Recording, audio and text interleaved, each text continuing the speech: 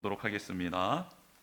누가복음 24장 48절 말씀입니다. 신약성경 142면에 나와 있는데요, 우리 같이 한 목소리로 누가복음 24장 48절 한 절의 말씀을 읽도록 하겠습니다. 시작.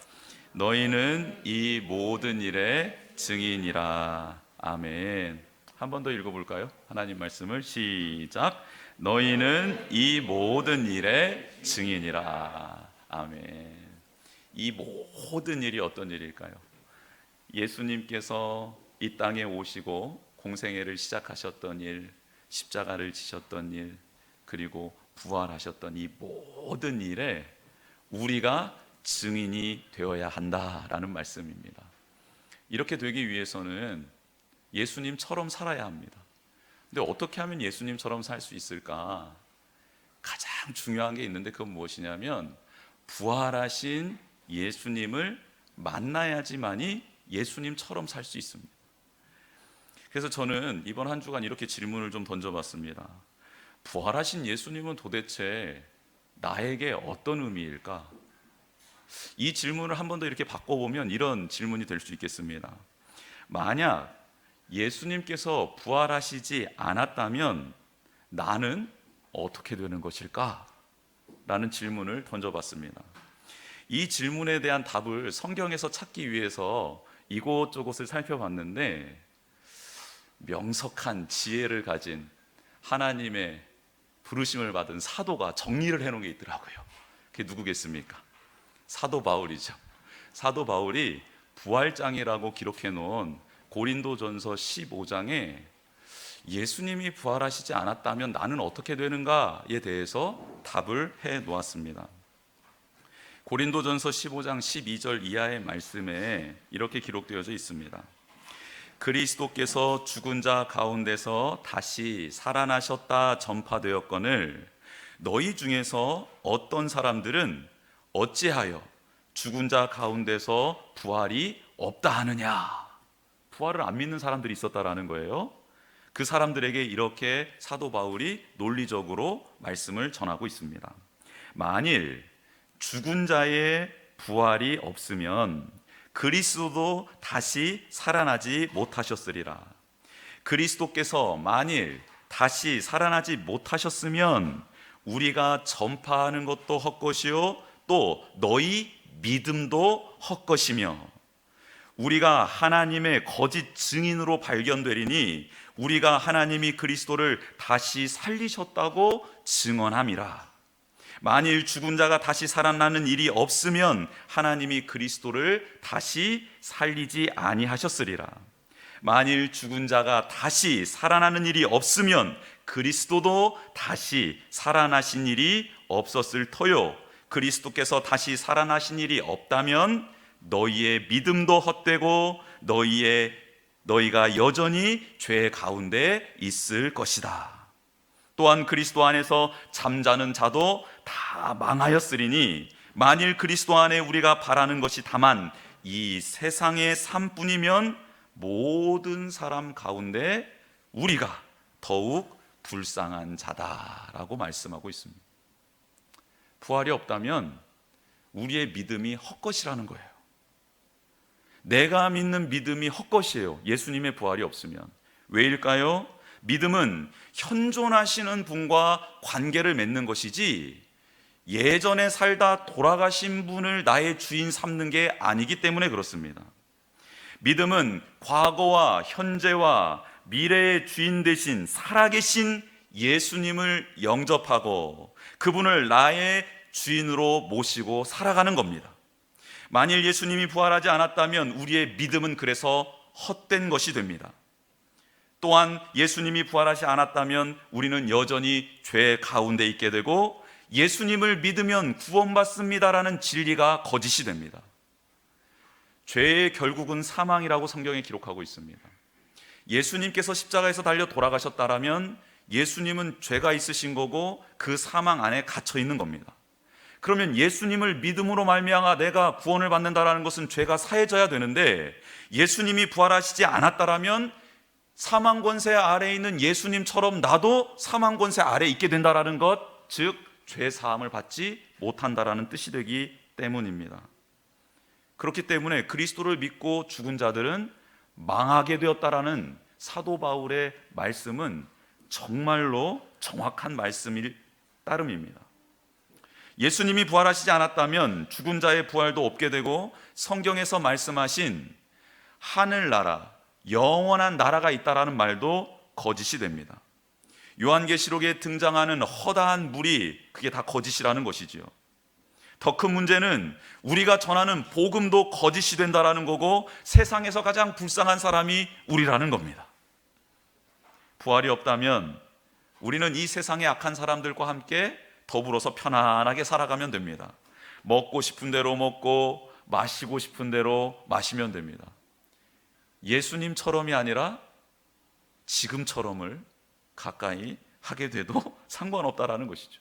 처음처럼 말이죠. 욕망 따라 살아가면 되는 것입니다. 마음대로 살아가라는 거예요. 그러나 사도 바울은 지금 외치고 있는 겁니다. 부활은 반드시 있습니다. 예수님이 잠자는 자들의 첫 열매가 되셨습니다. 우리도 예수님처럼 부활하게 됩니다. 죽으면 끝이다 라고 외치는 악한 자들처럼 행동해서는 절대 안 됩니다. 깨어 의를 행하고 죄를 짓지 말아야 합니다. 우리는 부활하기 때문입니다 라고 외치고 있습니다. 부활장으로 알려진 고린도전서 15장 마지막 절은 이렇게 매듭을 짓고 있습니다. 의미심장합니다. 우리 주 예수 그리스도로 말미암아 우리에게 승리를 주시는 하나님께 감사하노니, 그러므로 내 사랑하는 형제들아, 견실하여 흔들리지 말고 항상 주의 일에 더욱 힘쓰는 자들이 되라. 이는 너희 수고가 주 안에서 헛되지 않은 줄 알미라. 아멘. 부활신앙을 가지고 살아가는 우리가 꼭 기억하고 암송해야 할 말씀입니다. 부활의 첫 열매가 되신 예수님으로 말미암아 우리는 승리하게 된다. 하나님께서 예수님을 살리신 것처럼 우리를 살리실 것이다. 이것을 확신하는 것이 믿음입니다. 부활하여 살아계신 주님을 느끼고 그분과 지금부터 영원토록 동행하는 것이 믿음입니다. 이 믿음을 가진 우리는 견실해야 합니다. 흔들리지 말아야 합니다. 견실하다라는 뜻은 튼튼하고 굳건하다라는 뜻입니다. 믿음직스럽고 착실하다라는 뜻입니다. 이렇게 우리가 견실해지기를 원한다라고 하나님은 우리에게 말씀하고 계십니다. 주님이 남겨주신 과업을 이루기 위해 우리가 힘을 다해 수고해야 합니다. 왜요? 우리의 모든 수고가 헛되지 않기 때문입니다. 부활하신 주님을 만난 제자들이 변화되었습니다. 그들의 상황은 하나도 변화되지 않았는데 그들이 변화가 되었습니다.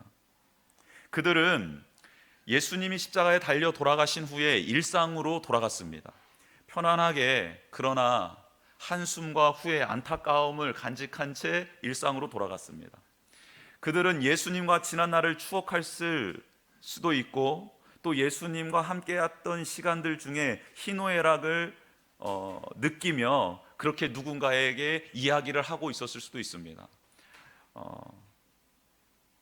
이유가 어찌 되었든 아무튼 그들은 예수님이 십자가에서 달려 돌아가신 후에 일상으로 복귀되었고, 그리고 그들은 그냥 편안하게 평범하게 살아갈 삶이 그들 앞에 놓여 있게 되어 있었습니다. 그런데 그들에게 예수님이 찾아와 주십니다. 그들을 만나 주시고 말씀해 주시고, 그들이 부활하신 주님이 이해될 때까지 만져보라, 먹을 것을 가져와 봐라 하면서 식사도 같이 하십니다. 제자들은 예수님을 만지고 함께 식사함을 통해 정말 부활하셨구나라는 것을 확신하게 되었습니다. 예수님을 만난 제자들은 처음 예수님을 만났을 때보다 더 힘겨운 상황이 펼쳐져 있는 예루살렘으로 뛰어가기 시작합니다. 달려갑니다. 그리고 그들이 당할 모든 고난과 환난을 기꺼이 기쁨으로 여깁니다. 자신을 더 괴롭히고 죽일 수도 있는 그 자리를 찾아 들어가게 되었다라는 겁니다. 그들은 살아계신 예수님과 함께하는 사람이 되었고 예수님을 만나기를 원하는 사람들에게 증인된 삶을 살아가기 시작합니다.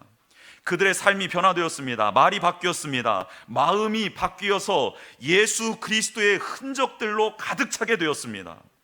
사람들은 놀랍게 제자들을 만나면서 예수님을 보게 됩니다. 그들 안에 예수님의 복음 말씀이 들어있음을 깨닫게 되고 그들의 말을 경청하게 됩니다. 그들의 삶을 통해 예수님의 사랑을 체험하고 예수님의 치유하심과 회복하심을 경험하게 됩니다. 부활하신 예수님이 제자들 안에 계셔서 제자들이 그들의 삶을 살아가는 것이 아니라 예수님이 제자들의 삶을 통해 친히 살아가고 계셨다라는 겁니다. 예수님은 그들의 몸을 통해 역사하셨습니다. 그들의 말과 삶을 통해 당신의 남은 과업을 이루어 가셨다라는 겁니다. 기적이 일어나고 있었습니다. 어떻게 그들은 예수님의 흔적을 갖고 예수님처럼 살게 된 것일까? 부활하신 주님을 만났기 때문입니다. 부활하신 주님을 만난 그들은 이 세상이 다가 아님을 깨닫게 되었고 영원한 나라를 보게 되었습니다. 부활의 영광을 위해 십자가의 고난을 참으신 예수님을 완전히 이해하게 되었습니다. 그리고 그렇게 살기로 작정합니다. 부활하신 주님은 제자들에게 주신 것을 오늘 우리에게도 주셔서 예수님처럼 살아갈 수 있도록 하십니다. 무엇을 주셨을까요? 첫 번째로 성령을 주십니다. 우리 한번 따라해 보겠습니다. 성령을 주십니다. 오늘 본문 49절의 말씀, 누가복음 24장 49절의 말씀을 같이 한번 읽어보겠습니다. 시작. 볼지어다 내가 내 아버지께서 약속하신 것을 너희에게 보내리니 너희는 위로부터 능력으로 입혀질 때까지 이 성에 머물라 하시니라. 아멘. 예수님은 성령을 하늘로부터 내려와 너희에게 임할 능력이라고 표현합니다. 부활하신 주님을 만난 자는 이 능력을 얻게 됩니다. 성령님의 구체적인 능력은 요한복음 14장과 16장에 기록되어져 있는데 그 중에 두 가지만 한번 살펴보도록 하겠습니다. 성령님의 능력 첫 번째는 예수님을 볼 수 있게 된다라는 겁니다. 예수님이 제자들에게 말씀하십니다. 내가 너희를 고아와 같이 버려두지 않을 것이다. 너희에게 다시 올 것이다. 조금 있으면 세상은 다시 나를 보지 못할 것이로되 너희는 나를 보게 되리라. 이는 내가 살아있고 너희도 살아있겠음이라. 그날에 내가 아버지 안에 너희가 내 안에 내가 너희 안에 있는 것을 너희가 알리라 라고 말씀해 주셨습니다. 여러분, 부활하셔서 승천하신 예수님을 우리가 어떻게 볼 수 있을까요? 십자가에서 보혈을 흘리신 예수님과 사망 권세를 깨트리시고 무덤을 열고 나오신 그 예수님, 부활하신 예수님을 우리가 지금 어떻게 볼 수 있을까요? 만날 수 있을까요? 성령님이 오시면 가능하다라는 겁니다. 성령님이 임하시면 2000년 전에 있었던 일이 지금 생생하게 나의 삶 속에서 내 앞에서 재현된다라는 것입니다. 현재 나의 삶의 실제가 되어 임하신 예수님을 보게 된다. 그게 바로 성령님이 하실 수 있는 능력이다라고 말씀하고 있습니다. 또한 삼위일체와 예수님이 우리 안에 계시는 이 신비를 이해하게 된다라고 말씀합니다. 신학자들도 온전히 풀지 못한 삼위일체, 그게 이해가 되는 거예요. 예수님이 내 안에 계시는 신비가 성령님으로 말미암아 깨달아진다라는 것입니다. 성도님들께서 만일 십자가에 달리신 예수 그리스도를 만난 경험이 있다면 여러분 안에는 성령님이 계신다라는 겁니다. 부활하신 예수님의 능력을 고백할 수 있다라면, 그 실제를 내가 느낄 수 있다면 성령님이 여러분 안에 계신다라는 겁니다. 여러분 안에 계신 성령님께서 여러분 안에 예수 그리스도가 주인 되었다라는 것도 깨닫게 해주신다라는 겁니다. 두 번째 성령님의 능력은 예수님의 말씀을 지키게 해준다라는 겁니다. 성령님의 능력 중에 하나는 예수님의 말씀을 생각나게 해주시는 것이고, 그 말씀을 해주신 예수님을 사랑하게 도와주십니다. 사랑하는 예수님의 말씀을 지키게 도와주시는 분이 성령님이십니다. 사랑하느니 내가 존경하고 닮고 싶은 분의 말씀이기에 그 말씀을 우리는 귀하게 여기게 되는 것이지요. 어떻게든 실천해 보고 싶어집니다. 적용하고 살아내 보고 싶어집니다. 왜냐하면 다음에 만났을 때에 자랑하고 싶기 때문입니다.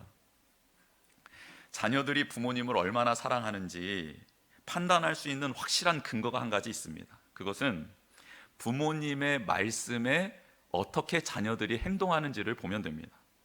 물론 여기에는 예외가 있습니다. 어린 유아들과 사춘기 청소년들은 제외됩니다. 왜냐하면 그들은 본성 따라 살아가고 있고 호르몬의 영향을 받고 있기 때문입니다. 그래서 그들을 제외한 다른 자녀들, 그들과 부모의 관계는 부모의 말에 어떻게 행동하는지를 알아보면 됩니다. 부모님을 사랑하는 자녀들은 부모님이 없을 때에도 부모님의 말씀대로 살아갑니다. 왜냐하면 부모님과의 다시 만날 날을 기대하며 그때에 내가 얼마나 엄마 아빠를 존중하고 있는지 사랑하고 있는지 말할 거리들을 만들기 위해서입니다. 엄마 아빠 없을 때 이런 거 규칙 잘 지켜줘 하고 나가고 난 다음에 다시 돌아왔을 때 그 규칙을 잘 지킨 아이들, 엄마 아빠를 사랑해서 존중히 여겨서 잘 지킨 아이들은 문소리가 들리기도 전에 문 앞으로 튀어옵니다. 그런데 안 지킨 아이들은요, 그냥 자기 멋대로 지내고 있습니다.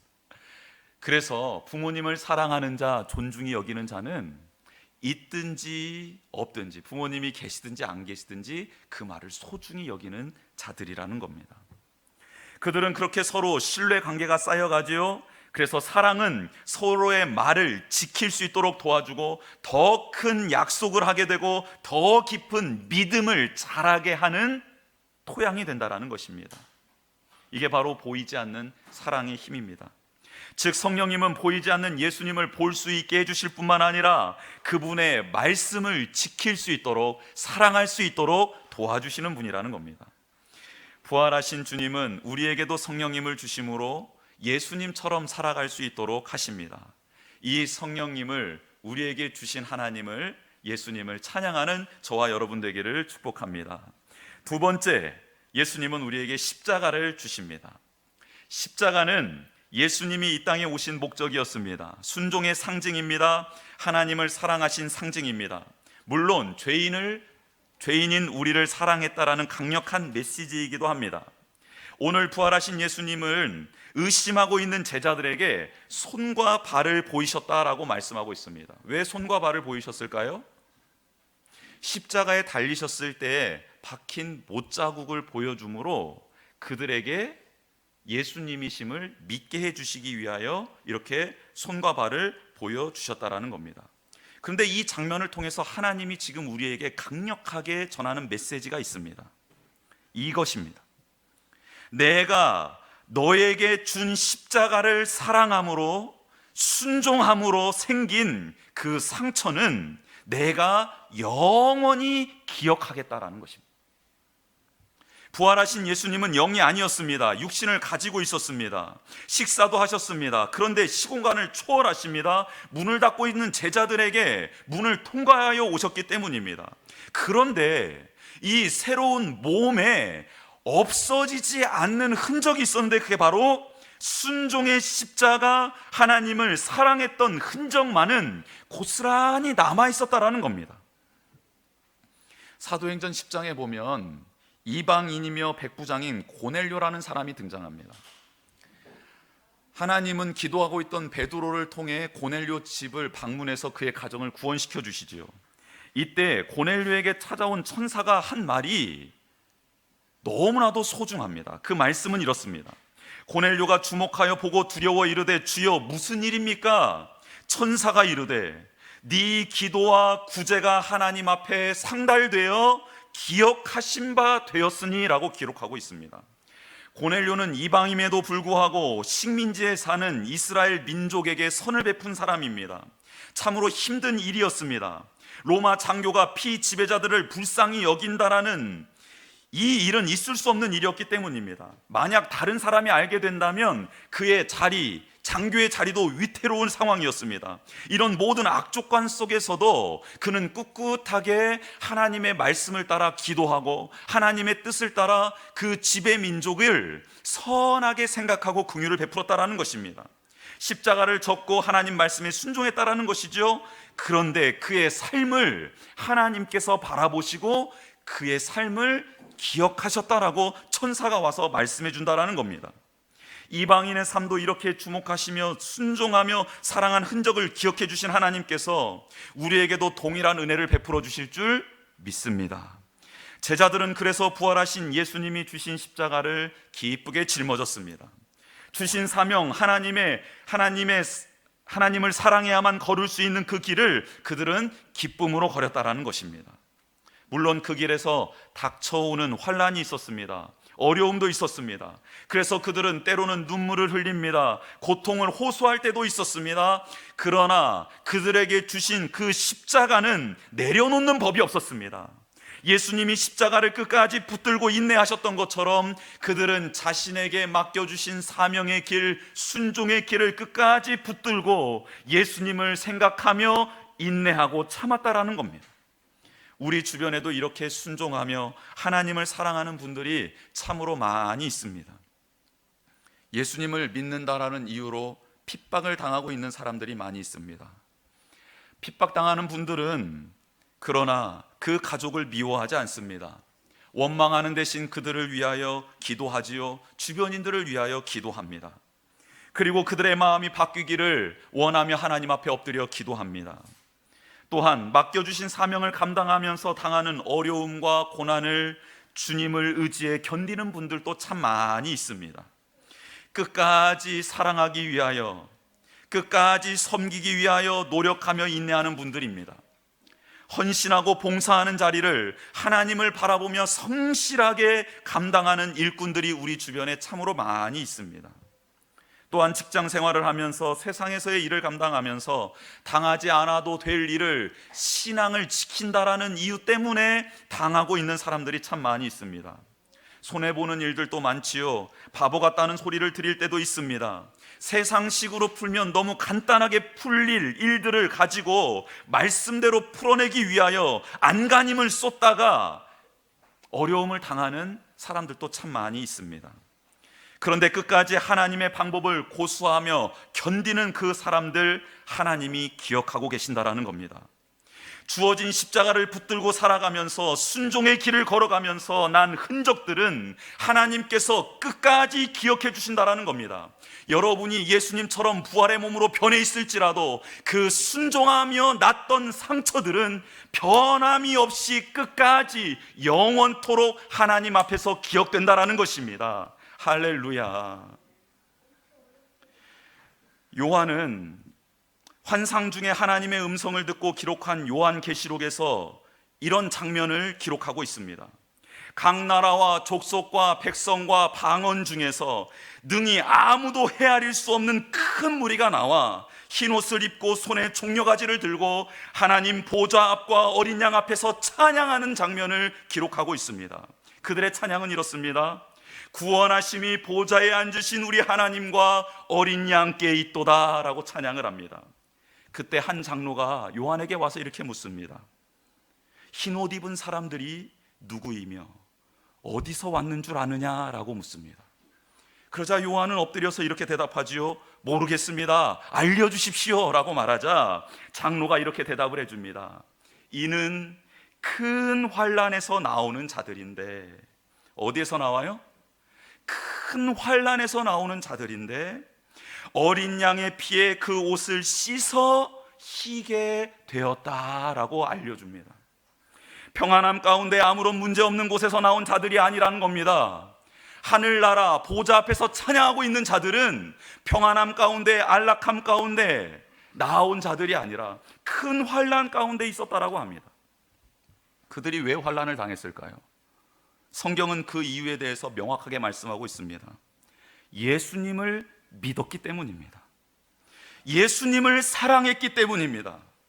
예수님이 주신 사명을 감당하면서 그들은 환난 중에 있었다라는 겁니다. 십자가의 길을 걸었던 자들의 수고와 사랑과 헌신과 눈물을 기억해 주시는 하나님이 그들을 그리스도의 보혈로 깨끗하게 빨아주셨다라는 거예요. 환난을 당하며 더러워졌고 환난을 당하며 상처 입었던 그들, 그래서 얼룩지고 더러워져 있던 그들의 영과 마음과 육신과 그 모든 것을 깨끗하게 회복시켜 주셨다라는 겁니다. 성경은 그 거룩하고 회복된 자들의 이후의 삶에 대해서 이렇게 기록하고 있습니다. 그들이 하나님 보좌 앞에 있고 또 그의 성전에서 밤낮 하나님을 섬김에 보좌에 앉으시니가 그들을 위하여 장막을 치시리니 그들이 다시는 줄이지도 아니하며 목마르지도 아니하고 해나 아무 뜨거운 기운에 상하지도 아니하리니 이는 보좌 가운데 계신 어린 양이 그들의 목자가 되사 생명수 샘으로 인도하고 하나님께서 그들의 눈에서 모든 눈물을 씻어 주실 것임이라. 아멘. 십자가를 졌던 사명의 길을 끝까지 걸었던 그들은 하나님이 주신 장막 안에 거하게 됩니다. 세상에서 하나님이 주신 십자가를 지느라 줄이고 목마르고 상했던 일들로 인해 흐르고 있는 그 눈물을 누가 닦아주시냐면 하나님께서 친히 닦아주십니다. 그리고 목자 되신 예수님과 함께 생명수 샘에 이르러서 이런저런 이야기를 나누며 영원토록 함께하는 복을 누리게 된다라고 성경은 기록하고 있습니다. 우리 모두가 흰 옷을 입은 자들이 되기를 원합니다. 그들은 모두 환난 가운데서 나온 자들임을 또한 잊지 맙시다. 부활하신 주님은 우리에게 십자가를 주심으로 예수님처럼 살아갈 수 있도록 하십니다. 그 십자가를 받고 그 십자가를 소중히 여기는 저와 여러분 되기를 축복합니다. 마지막으로는 복민을 주십니다. 한번 따라해 보겠습니다. 복민을 주십니다. 하나님께로 돌아와서 회복돼야 할 영혼, 교회, 나라와 민족을 우리에게 맡기신다라는 겁니다. 오늘 누가복음 24장 47절의 말씀을 한번 읽어보도록 하겠습니다. 47절입니다. 시작. 또 그의 이름으로 죄 사함을 받게 하는 회개가 예루살렘에서 시작하여 모든 족속에게 전파될 것이 기록되었으니. 아멘. 죄 사함을 받아야 될 영혼들을 주시겠다 말씀하십니다. 가깝게는 예루살렘에서부터 멀리는 모든 족속까지 우리에게 주셨습니다. 우리가 부활의 주님을 만남으로 영원한 흔적 한 가지를 또 얻게 되는데 그것은 바로 죽는 날까지 복음을 증거하고 사랑을 나눠야 할 대상을 만난다는 겁니다. 여러분에게는 그런 대상이 있습니까? 있다면 그분은 그 영혼은 그 나라와 민족은 예수님께서 여러분에게 주신 것입니다. 혹 없다면 그 대상을 달라고 기도하는 여러분 되기를 축복합니다. 믿음의 사람들에게는 분명한 대상들이 주어졌습니다. 그리고 그들을 향해 다가갔습니다. 그들에게 고난당하시고 부활하신 예수님을 전했고 그들을 사랑하며 섬겼습니다. 결국 예수님을 믿지 않았던 사람들은 회개를 하게 되었고 회개를 통해 죄 사함을 받게 되었습니다. 그들 모두는 하나님의 자녀가 되었고 복음을 전해준 사람과 똑같은 성령을 받고 십자가를 받아들이게 됩니다. 복음을 전했던 사람들과 복음을 받았던 모든 사람들은 한 동역자가 되어서 그렇지 못한 복민들, 하나님께로 돌아와야 되고 회복돼야 될 사람들을 향해 같이 걸어가게 됩니다. 이런 일이 초대교회에 일어났습니다. 지금 우리 교회를 통해서도 일어나야 합니다. 성령 받은 베드로가 설교하자 많은 사람들이 마음에 찔려 사도들에게 이렇게 묻습니다. 우리가 어떻게 하면 좋겠습니까? 이 질문을 받은 베드로가 말을 하지요. 너희가 회개하여 각각 예수 그리스도의 이름으로 세례를 받고 죄 사함을 받으라. 그리하면 성령의 선물을 받게 된다. 그러자 그 말을 들은 사람들이 세례를 받고 회개를 합니다. 세례 받은 사람의 수가 3,000명이나 되었다라고 성경은 기록하고 있습니다. 세례 받은 사람들은 어떻게 행동했습니까? 사도들의 가르침을 받기 위하여 앞으로 나와왔고 말씀을 배우기 시작합니다. 말씀대로 서로 사랑하며 섬기기 시작합니다. 기도하며 하나님을 사랑하는 사람으로 변화됩니다. 이들은 후에 선교사를 파송하는 사람이 되었고 직접 복음을 증거하는 일꾼들이 되어 세계 각지로 흩어졌다라고 성경은 기록하고 있습니다. 놀랍습니다. 부활하신 주님을 만난 자들이 똑같은 패턴으로 살아가며 그들을 통해 예수님을 모르던 사람들이 예수님의 흔적을 그들 안에 짊어지게 된다는 것이 너무 놀랍습니다. 예수님은 우리에게 복민을 만나게 해주심으로 예수님처럼 살아갈 수 있게 해주시는 줄 믿습니다. 예수님의 흔적을 누구에게 찾을 수 있을까요? 바로 부활의 주님을 만난 자들에게서 찾을 수 있습니다. 부활의 주님을 모시고 예수님처럼 살아가기를 원하는 바로 저와 여러분들 안에 예수님의 흔적이 있습니다. 우리에게 주신 그 성령님, 그 십자가, 그 복민을 감사함으로 받고 주님을 닮아가는 저와 여러분 되기를 주님의 이름으로 축복합니다. 우리 같이 찬양하며 나아갔으면 좋겠습니다. 내 안에 부어주소서 성령의 충만한 기름을, 내 안에 충만케 하소서 성령의 기름으로. 여러분 이 찬양의 가사에 이렇게 좀 생각하면서 불렀으면 좋겠습니다. 내 안에 부어주셔서 성령님을, 내 안에 부어주셔서 십자가를, 내 안에 부어주셔서 복민을, 이렇게 기억하시면서 우리가 예수님처럼 살아갈 수 있도록 주신 이 거룩한 것들을 소중히 여기며 그렇게 주님 닮아가는 저희들 되기를 갈망하는 마음에 같이 찬양하면서 힘있게 찬양하고 기도하는 시간 갖도록 하겠습니다.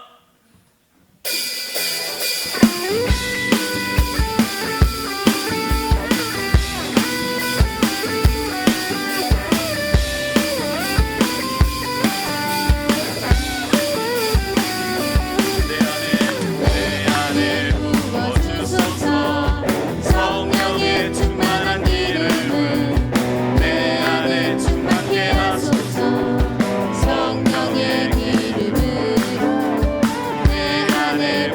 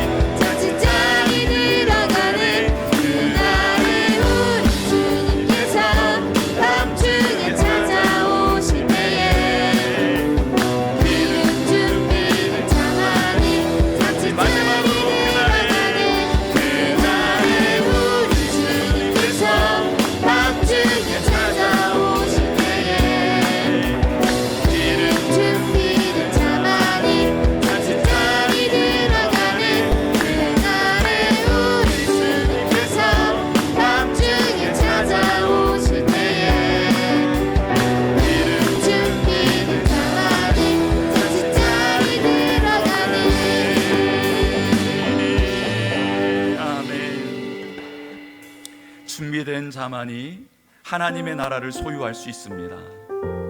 예수님처럼 살아간 사람이 예수님이 계신 나라, 그분이 통치하신 나라에 들어갈 수 있는 것이죠. 예수님처럼 예수님의 흔적을 가지고 살아갈 수 있도록 예수님께서, 부활하신 예수님께서 우리에게 주신 것이 있습니다. 바로 성령님이십니다. 그리고 십자가입니다. 그리고 복민입니다. 여러분, 이 시간 함께 기도했으면 좋겠습니다. 성령이 내 안에 충만할 수 있도록 도와주십시오. 순종의 상징인, 하나님을 사랑한다라는 상징인 그 십자가, 내게 주신 이 사명의 자리, 내게 주신 이 은혜의 자리를 끝까지 예수님처럼 감당하며 순종하며 지켜나갈 수 있도록 도와주십시오. 또 예수님처럼 살아갈 수 있도록 돕기 위하여, 우리를 살려주시기 위하여 알게 하시고 깨닫게 하시고 만나게 하신 영혼들과 교회와 나라와 민족과 그 복민들을 우리가 품게 하여 주시옵소서라고 이 시간 합심하여서 함께 기도하며 나가도록 하겠습니다. 하나님 감사합니다.